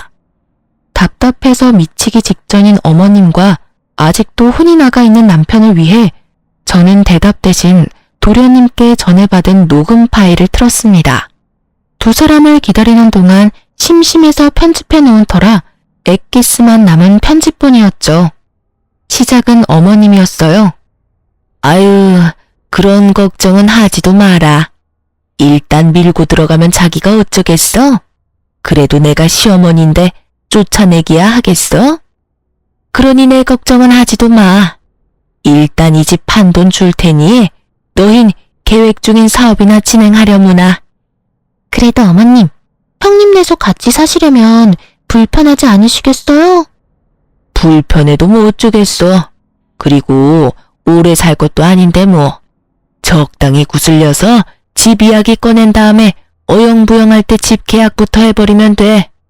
계약금 냈다는데 뭐 어쩌겠어. 한두 푼도 아니고 그 돈 날리기 싫어서라도 사주겠지 뭐. 너희 사업 자금도 마찬가지다. 일단 일부터 버리면 이때껏 투자한 돈이 아까워서라도 첫째가 돈을 내놓을 것이야. 그렇겠죠? 하긴 이미 들어간 돈이 많아서 형님이 도와주실 것 같긴 해요. 어머님, 대단하세요. 어떻게 그런 생각을 다 하셨어요? 내가 아니고 네 아주버님 생각이야. 그래도 자기 마누라라고 어떻게 구워 삶으면 되는지 정확히 알더라니까. 어머, 정말요? 아주버님, 감사해요. 저희가 진짜 열심히 해서 꼭 보답할게요. 그런데 정말 이혼하시려고요? 형님 좀 답답한 구석이 있어서 그렇지 생활력도 강하고 부지런하잖아요. 거기에다가 이제 집도 잘 살게 됐고. 그러지 말고 다시 한번 생각해 보세요. 그래서 이혼하려고요. 같이 사는 여자가 생활력 강하고 부지런하면 그것만큼 피곤한 것도 또 없어요. 이제 돈도 있겠다. 좀 편하게 살아도 될 텐데 얼마나 아득바득 아끼는지 이해가 안 된다니까요. 이참에 어머님 집 한 채, 동생 사업 자금 확실히 뜯어내고 저도 이것저것 일 만들어서 좀 뜯어내면 이혼하려고요. 이혼할 때 재산 분할도 하면 제 주머니도 두둑할 거고 그 돈으로 새 출발할 겁니다. 착각도 자유라고 하더니 어쩜 남편이라는 놈이 절 몰라도 그렇게나 모를 수가 있는지. 몇십 번을 들어도 웃긴 저와는 달리 두 사람의 얼굴은 잿빛으로 변해 누가 먼저라고 할 것도 없이 무릎을 꿇고 빌기 시작하더군요. 아니야 여보, 이거 다 오해야. 내가 당신이랑 설마 이혼하겠어? 그래 아가, 얘가 너를 얼마나 사랑하는데 미쳤다고 이혼하겠어? 그냥 분위기가 그러니까 그냥 그렇게 말만 했을 뿐이란다. 오해라고 하기엔 그간의 상황이 너무 녹음된 대화대로 흘러간 것 같지 않아? 난 있잖아. 당신 집안 호구짓이나 할 생각은 추호도 없고 당신한테 나눠줄 재산도 없으니까 꿈깨. 알겠어? 전 단호하게 대답했고 남편은 단호한 저의 태도에 태세를 바꿔 뻔뻔하게 나오더군요. 그럼 이 집이라도 나한테 내놔. 그러면 그까짓 이혼 깔끔하게 해줄 테니까. 이 집 안 주면 나 당신이랑 절대로 이혼 안 할 거야. 알겠어? 당신 머리는 붕어 대가리니? 내가 아까 분명 집 팔았다고 했을 텐데. 그럼 집 판 돈이라도 내놔. 집 판 돈이 왜 나한테 있겠어? 이 집 주인은 처음부터 끝까지 우리 엄마였는데. 당신 혹시 이 집이 내 명의라고 생각한 거야? 너답다 진짜. 이 집 판 돈은 이 집 주인인 우리 엄마 통장으로 고스란히 들어갔어. 그러니까 이 말은 당신한테 줄 돈은 땡전 한 푼도 없고 오히려 당신이 나한테 위자료를 줘야 할 상황이라는 말이야. 알겠니? 제 말에 남편은 망연자실하며 저를 바라보았고 저는 그런 남편에게 한마디 더 해주었습니다. 그렇게 누누이 내가 말했잖아. 우리 엄마가 유산을 받았을 뿐이지 나는 돈이 없다고. 자세히나 알아보고 나댔어야지. 이게 뭐야? 돈은 돈대로 다 날리고 이혼은 이혼대로 하고. 하여튼 이혼이나 해줘. 당신이 하기 싫다고 해도 하게 될 테니까 괜히 힘 빼지 말자 우리. 저의 쐐기 말에 상황을 되돌리긴 늦었다는 것을 감지한 두 사람은 곡소리를 내며 울기 시작했고 전 두 사람을 뒤로 한 채 엄마가 있는 할머니 댁으로 갔어요. 전 할머니 집에서 지내며 이혼 소송을 준비했어요. 예상했던 대로 남편은 이혼하지 않겠다고 버티기 시작했기에 다른 방법은 없었죠. 소송은 당연히 저의 손을 들어주었어요. 비싼 이혼 전문 변호사를 선임한 덕도 있겠지만 제가 가지고 있던 녹음 파일, 돈을 요구하는 문자 등등 증거가 워낙 많아서 손쉽게 이길 수 있었어요. 그 후 도련님께 연락이 와 전 시댁이 어떻게 되었는지 알 수 있었습니다. 형수님, 성공적인 이혼 축하드려요. 아, 이제 형수님이라고 부르면 안 될까요? 아니에요. 감사해요, 도련님. 다 도련님 덕분이에요. 그나저나 집안 분위기는 어때요? 어쩌긴요. 그야말로 풍비박산이죠. 엄마는 그 어림도 없던 아파트 계약금 다 날리고 오갈 데가 없어지니 작은 형네로 찾아갔었나 봐요. 근데 아예 집 안으로 들어가지도 못했다고 하더라고요. 아예 문전박대 당했대요. 참 대단하다 했어요. 집 팔아서 사업 자금까지 해줬는데 어떻게 문도 안 열어줄 수가 있는지. 내가 이럴 줄 알고 그렇게 말렸는데 내 말은 듣지도 않더니 뭐 자업자득이죠. 아주버님도 그렇고 동서도 그렇고 참 매몰차네요. 그러니까요. 엄마 그렇게 내쫓고 작은 형네 사업도 부도 직전이라고 하더라고요. 형수님 믿고 사업 확정하던 게 엎어지면서 그나마 지탱하던 사업도 다 무너졌다고 하던데. 거기도 자업자득 벌 받은 거죠 뭐. 그러게 좀 인간답게 살지. 그게 뭐예요 대체? 괜히 욕심내고 착한 사람 이용이나 하려고 하고 결국 이런 결말을 맞게 되잖아요. 아, 그리고 큰형 아직도 형수님 찾아다니는 것 같았어요. 한동안은 할머니 댁에서 지내시는 게 좋을 것 같아요. 마지막까지 도련님은 제 걱정이네요. 감사해요 여러모로. 그나저나 도련님은 어떻게 지내요? 식구들이 심한 말은 하지 않아요? 자기들끼리 지지고 볶고 한다고 저는 안중에도 없어요. 저도 큰 관심 없고요. 저요, 우리 식구라면 아주 지긋지긋해요. 그때 형수님 드렸던 통장 있죠? 그거 엄마 주고 그냥 외국으로 나가려고요. 아마 이르면 다음 달? 그쯤에 출국할 것 같아요. 해외 지사 신청했는데 운 좋게 제가 가게 됐거든요. 거기에서 저도 가족들은 있고 재출발할 계획입니다. 축하한다고 해야 할지 참 애매하네요.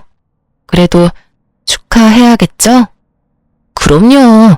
마음껏 축하해주세요. 저 진짜 진심으로 기쁘거든요. 축하해요, 도련님. 네, 형수님, 행복하세요. 도련님과의 통화를 마지막으로 전 그 지긋지긋한 집안과도 끝이 났습니다. 요즘 전 엄마와 함께 할머니 댁에서 잘 지내고 있어요. 엄마도 누군가의 딸이었다는 사실을 새삼 느끼고 있답니다. 은근슬쩍 어리광을 부리는 낯선 엄마와 징그럽게 어리광을 부리냐며 핀잔을 주시지만 다 받아주는 할머니를 지켜보는 재미가 아주 쏠쏠해요. 이혼을 준비하며 회사도 그만뒀고 요즘은 취업을 준비하며 휴식기를 보내고 있어요. 결혼 생활을 하며 치열하게 살았던 저에게 주는 작은 선물 같은 시간이네요. 간혹 도련님과는 통화를 하는데 외국 생활이 꽤 잘 맞는다고 하면서 본인은 잘 지내고 있으니 자기 걱정은 하지도 말라고 하더군요. 참 다행이다 싶었네요. 전 한동안은 할머니 댁에서 지낼 계획입니다. 왜 그런 말 있죠? 사연을 듣다 보면 많이 나오던 말인데 똥차 가고 벤츠 온다. 전 그야말로 똥가족이 가고 벤츠 가족이 왔네요. 이 사연을 마지막으로 이젠 정말 그 지긋했던 인연들을 잊고 새 출발하려고 합니다. 부디 앞으로 펼쳐질 저의 새로운 인생을 응원해주세요. 그럼 저는 이만 물러가 보겠습니다. 저의 길고 긴 사연 들어주셔서 감사합니다.